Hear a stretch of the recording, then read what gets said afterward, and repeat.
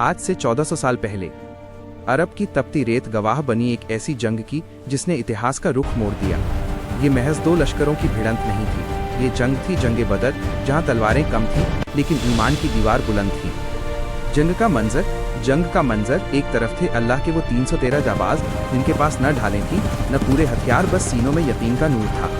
दूसरी तरफ था 1000 का वो लश्कर जो हथियारों से लैस था और अपनी ताकत के नशे में चूर था। रेगिस्तान की खामोशी चीख चीख कर कह रही थी कि आज फैसला होने वाला है। 1 o'clock to 1:40 तलवारों की गूंज, अचानक सन्नाटा टूटता है। हाथ म्यान की तरफ बढ़ते हैं। फौलाद बाहर आता है और तपते सूरज की रोशनी में तलवारें चमक उठती हैं। दिल धड़क रहे थे लेकिन जुबान पर सिर्फ एक ही सदा थी, अल्लाहु अकबर। जंग का आगाज हो चुका था। 40 to 2:20 आमना सामना, दोनों तरफ से योद्धा एक दूसरे पर टूट पड़े। घोड़ों की टापों से रेत उड़ने लगी, ढालों के टकराने की आवाजें फिजा में गूंजने लगीं।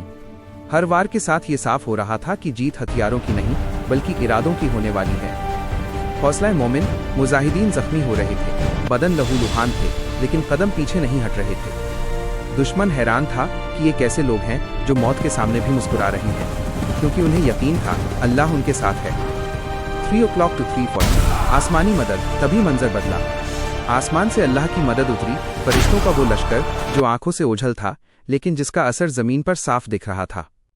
दुश्मन के हौसले पस्त होने लगे, उनकी सफ़ेद लाइंस टूटने लगी। 3:40 to 4:20 हक की जीत, कुरैश के पैर उखड़ गए। जो खुद को अपराजेय समझ रहे थे आज वही अपनी जान बचाकर भाग रहे थे। धूल और खून से सनी बदर की जमीन गवाह बन रही थी, बातिल की हार और हक की जीत की। 4:20 to 4:50 जंग का अंजाम, चंद घंटों में घमंड का सर झुक गया। 70 दुश्मन मारे गए और 70 कैद हुए। मुल्तानी मिट्टी जैसी रेत पर मुसलमान आज सबर, शुक्र और सुकून के साथ खड़े थे। 4:50 to 5 o'clock बदर ने दुनिया को बता दिया कि जीत तलवार की धार से नहीं, किरदार और ईमान से मिलती है।